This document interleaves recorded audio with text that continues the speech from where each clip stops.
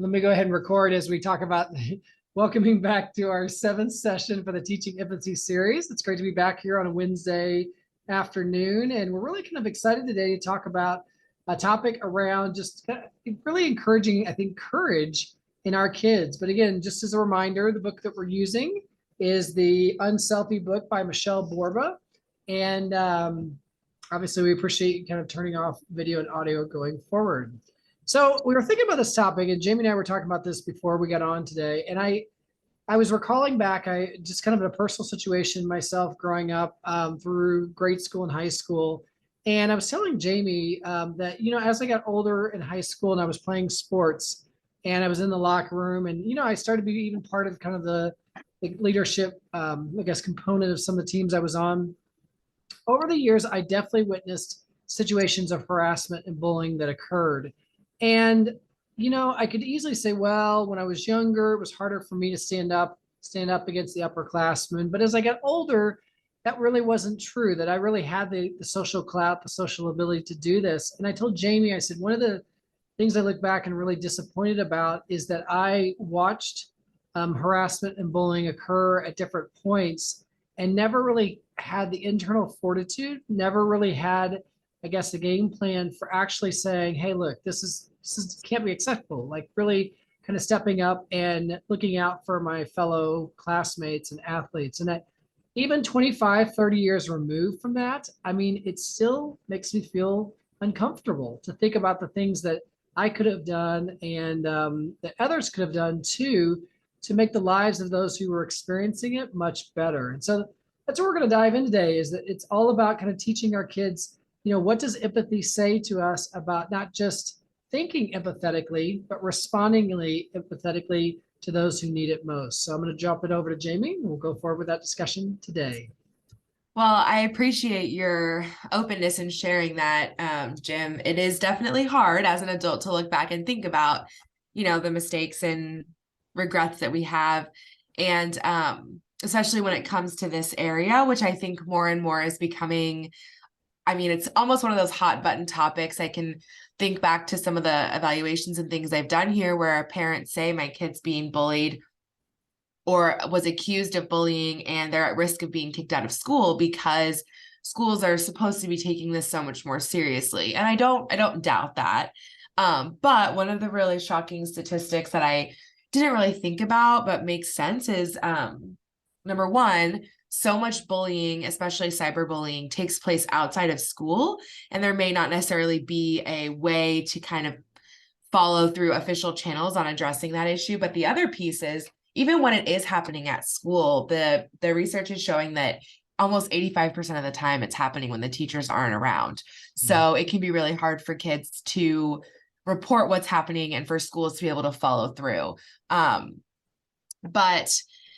So I want to start the conversation just by kind of giving some broad definitions so that parents are aware of the ways that we talk about bullying in the current kind of literature and conversation. So Dr. Borba defines bullying as any cruel behavior that is intentional, not accidental, and focuses on a power imbalance where the bully is exerting some kind of power over the victim. Now, a bully doesn't have to look a certain way, be a certain age, be bigger or smaller or anything like that. And the victim is the person who is being bullied, okay? But what we know is bullying is not a two-person situation. There's actually lots of other people who are often unintentionally or not even realizing that they are involved in a bullying situation. So a bystander is just somebody who is around in the situation. It could be other kids passing in the hallway. It could be the victim's friends, the bully's friends. It's people who are not directly involved, who aren't the identified victim, but who see or hear what's going on. The difference here between a bystander and these other people we'll talk about is that a bystander doesn't do anything. So they are a passive observer. And what we really try to do in the interventions that I've worked in the schools to really address here, and what this whole topic addresses, is shifting our kids from bystanders into what the research calls an upstander. And upstanders are those people who observe a bullying situation, who are around, who are passing through the hallway, and who say, this is not okay. So Jim, in this situation you provided, you were a bystander. Right. And many of us are. I'm sure I have been multiple times where you're like, this is not, I can't get involved for whatever reason. There's nothing wrong with it. But what we want is for our kids to have that internal fortitude and the strength and support to say, no, this is not okay, and step in when it's appropriate. And I was thinking about that in my own experience too. What often happened, in not making excuses for what I didn't do, but I think you become really absorbed in your own self and thinking about, ooh, but like if I became an upstander, like what's going to happen here? Like how is this going to Sure. affect me socially? Is this going to be Oh yeah. awkward, right? And I think that as we're having this conversation, it's interesting how the empathetic side of ourselves or our kids is often overwhelmed by the sense of like worry about our own safety from a social sense, or even maybe from a physical sense too, and other things. And so that's where we really there's a crux there, like what we do with that. Oh, absolutely. And that kind of runs through this whole chapter, and it's really interesting. I told you before, I don't want to go too far into this intervention piece because I know that's not our audience, but what can be really helpful is harnessing the power of the kids in the grade who are seen as the most socially influential, and really kind of getting them to help rally their peers into modeling the behavior. And a lot of the times that starts with parents. Showing and telling their kids that they will not provide any negative consequences. So we know that as kids get older, their sphere of influence really changes from the family to the social, their peers.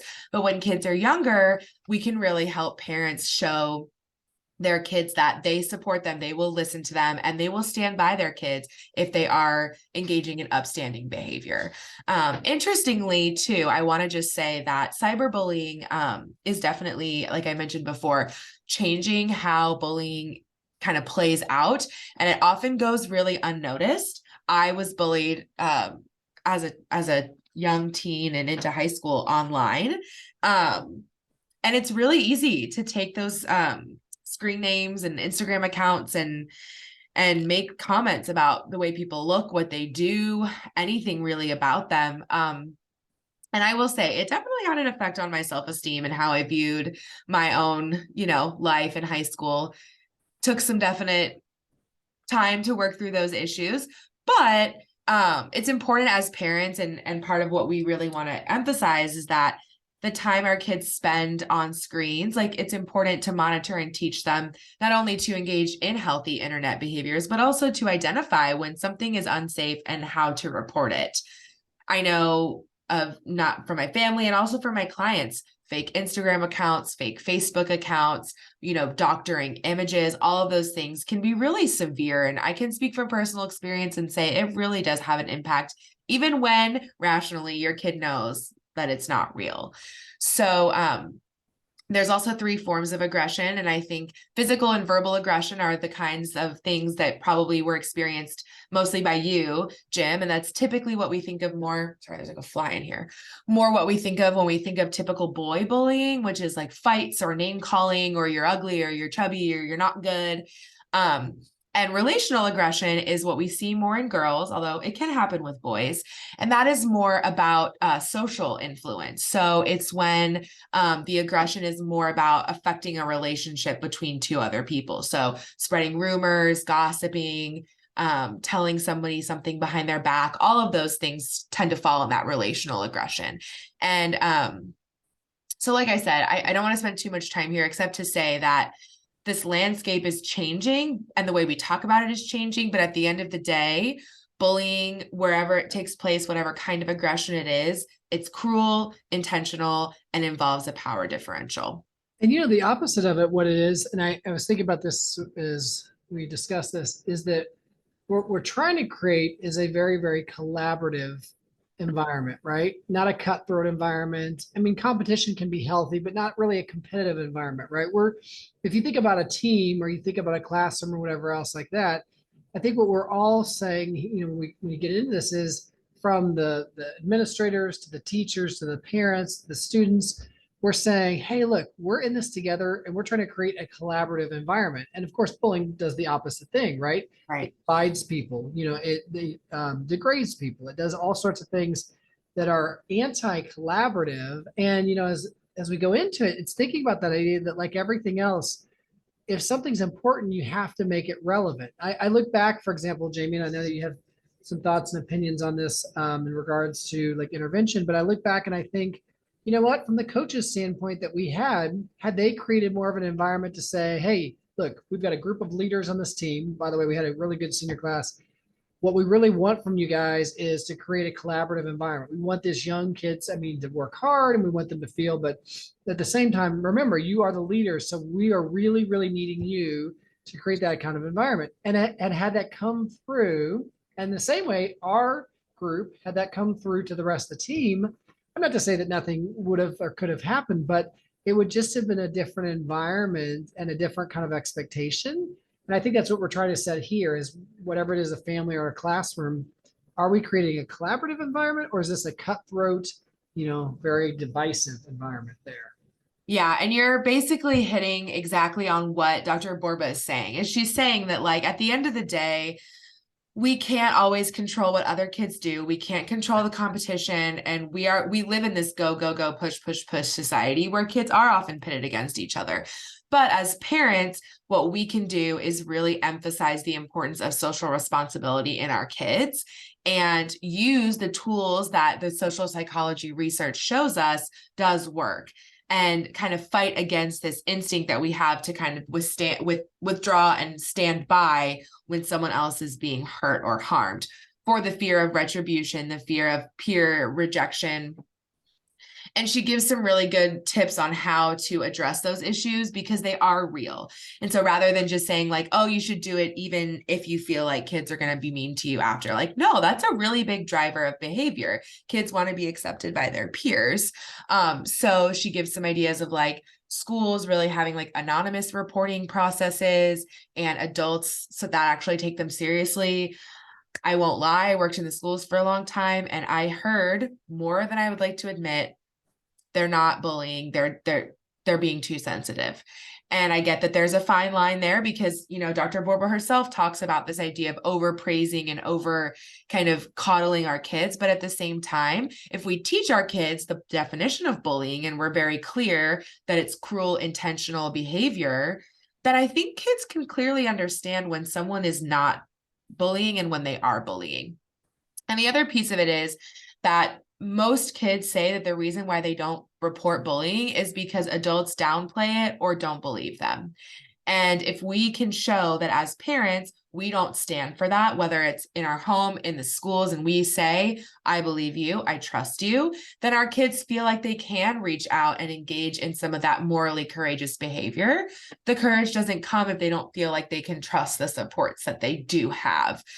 Think about stepping off of a cliff, right? If you feel really secure with your rope, then you're probably more likely to courageously jump than if you're like, yikes, this is a string. I don't know if it's going to hold me.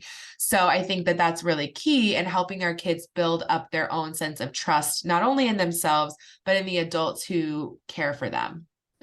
I was thinking about Kind of this. like what you were saying about your coaches, really emphasizing that like, this isn't really a choice, it's an expectation. And we will believe you if you come to us with hazing or bullying or those types of concerns. Yeah, that we'll see as legitimate. Like even if we have ultimately different opinions, the idea is that this is a relevant, legitimate issue, right? And it was interesting to think about this idea of like creating this courage because like anything else, there can be outcomes that you don't necessarily desire and there are things you worry about. But I was thinking any behavior that is more attractive to people that we perceive as more attractive, by the way it's rewarded or viewed or whatever else like that, is more likely the kind of behavior that we are going to pursue. But any behavior that's not seen as being like, endorsed and attractive and everything else like that is harder for us to do, right? I mean, that goes with anything in life. And so it seems like one of the things that we have to do with our kids is to really give them the warmth and the sense like, this is a really attractive quality. This is a great quality to embrace, not because your outcomes are always going to be great, right? Not because everything's going to work out perfectly socially and everything else, but like I think we, especially as parents, kind of frontline here and as teachers, really can give that sense of warmth and reassurance that even if the outcomes aren't great, we recognize that that is a really attractive way to take on things. And I use that word attractive not because it's not my favorite word, but let's be honest, in the society that we live in, whatever level of attraction we're talking about, whatever type, so much of what we do is because we feel like it's an attractive way to go. And so I just use that to kind of coalesce with the way that I think we often are drawn today. So. Right. And I think too, it's also important to think about like when we can help our kids withstand the negative peer pressure of not saying anything, or we can help them kind of live with, see the value of living within the family moral code that we've talked about for these past several weeks, then it actually shows that kids who upstand in these situations are more likely to be bold and successful and happy because, again, they know they can stick to their moral code and they're not feeling ambivalent or unsure when these issues arise later on in life. They're not as overwhelmed with the stress of wondering, do I stand up? Do I not? They've lived by this code and found that trust within themselves. Right. So it's one thing to believe in something. It's one thing to think that something is important. But I know part of what we're going to talk about here today is the actual kind of nuts and bolts and the way of executing it. What we find in psychological research is that it's not a great predictor of behavior when you look at what people believe. Like beliefs don't necessarily predict behavior well. What tends to predict it is how they actually feel and feel equipped about the actual actions themselves, right? And I think you're going to talk a little bit about some of the actions required to, enable and help kids do this. And I will say, of all of the chapters that I have read of this book, I have found this chapter to have the most information that I think is useful for parents because there's so many different types of skills we can teach our kids. And I know we're not going to be able to cover all of them today in the detail that I think is important. And a lot of it will be on the handout that we will send. But I will say this chapter, I was finding myself like, oh, this acronym and these skills. So I'm going to do the ones that I think are the most important, but know that there's a lot more within this section. But I think as parents, one of the best things that we can do is really set the example for kids by providing them lots of opportunities to see upstanders in real life. So talk about the real life heroes that the kids can see in the things that are interesting to them. So we have people, like Abraham Lincoln or Mahatma Gandhi, but then even characters in literature like Harry Potter, Matilda, any story you can think of as a kid where you remember going, oh yeah, that's the hero of the story. They stood up against the people who really, even when it was hard, they didn't let it get them down, and help your child identify with that character and say, what would Harry Potter do? And maybe it's a religious character, whatever it is that resonates with your family and your child. And then really encourage your child to engage in small scale courage. So encouraging them just to be brave about life and show them that courage does pay off even when it's hard. Now, there are several different strategies that she gives, and one of them is the acronym STAND UP, which is literally 7 skills to be an upstander.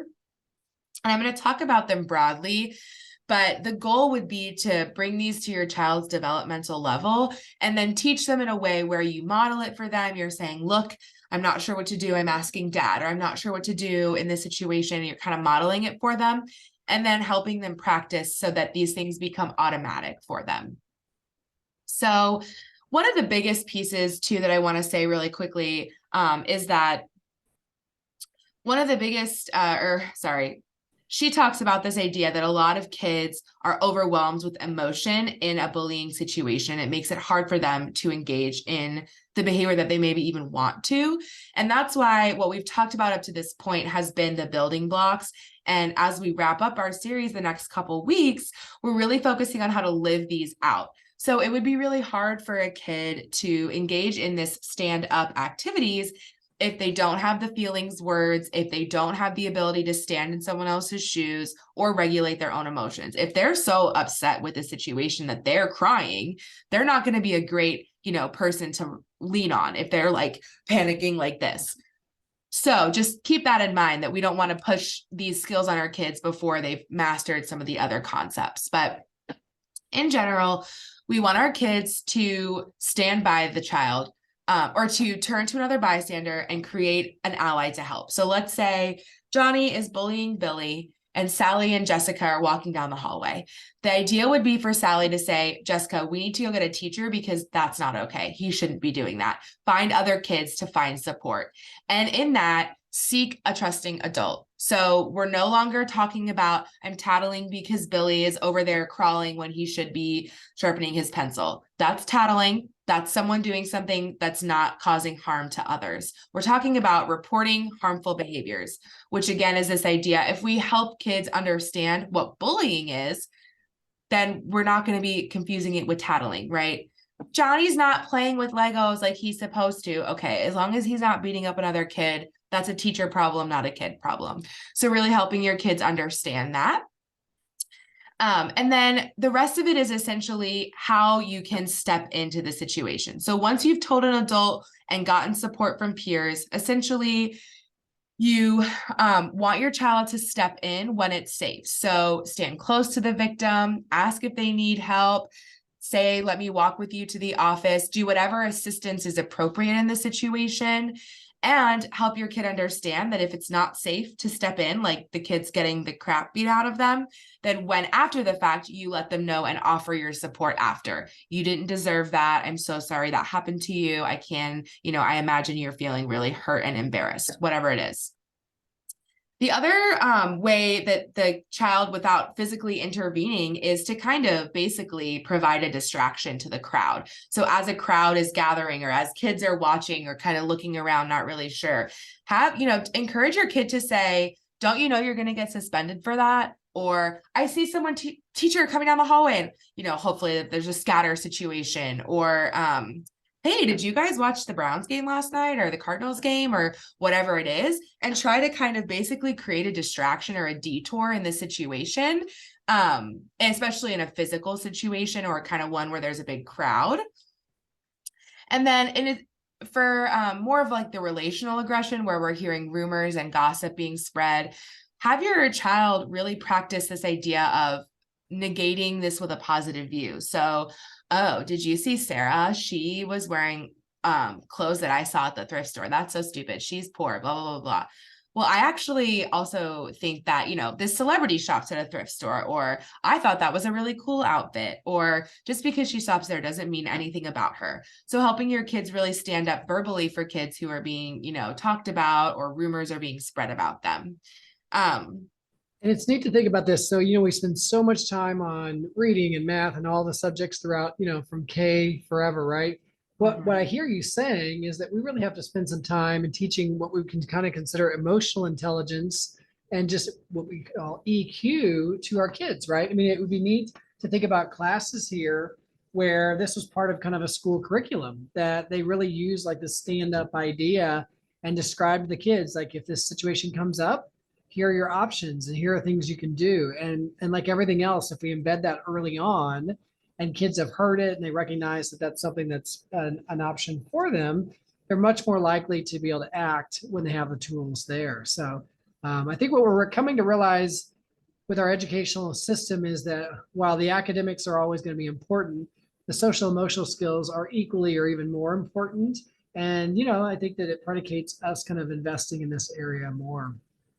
And I think like what comes from this stand up acronym is the idea that when your child feels, number one, feels like they're supported and that the adults in their life trust them. And number two, have the self-regulation and emotional intelligence to be able to engage in the appropriate behavior. And that kind of comes from this sense of everybody expects this of me. It's part of who I am. It's not because I'm going to get a cookie or a sticker. It's who I am. We will probably see a decrease in bullying behaviors. It was really eye-opening to read some of the quotes she has in here from the students who say like, I didn't say anything because I know nothing would ever happen, or I didn't speak up because no one's ever spoken up for me. So it's really, when you hear these accounts of young kids sharing their stories, it can really be eye-opening to the effect that adult behavior has on their perception of how bullying is received. Another really interesting thing is that we do definitely understand, and I think, Jim, you probably would agree that this comes up for me all the time, is it's really hard to confront a bully because of that third definition, which is this idea of the power imbalance, right? A bully is usually someone who has either trying to exert power or has some type of social, physical, emotional power over someone else. And it can be really hard for anybody to confront a bully, adults and kids alike. And I really liked this. There are these 4 strategies that she talks about that actually come from the Navy SEALs. And I was reading them and I was like, oh my gosh, like I either have taught these or used these or both in my real life. And so I think I would like to end with these strategies because they transcend bullying and kind of just help us deal with stressful situations. And the first one is that the Navy SEALs are taught to engage in this positive self-talk, which is essentially that they're talking themselves up. They're telling themselves they can do it. And they are really creating almost like a personal mantra of like, even if it's hard, I can do it. Even if it's scary, I know I'm going to be safe. And helping your child develop this kind of short, quick little phrase that they can repeat in their head can help them override their brain's, initial response of like, don't do it, it's too scary, or don't do it, it's not worth it. And if your child internalizes that message and it's not about, if I speak up, I'll get a sticker, but more like, I am strong and I am a, empathetic person, then that again can help them engage in the value behavior that aligns with their, moral code.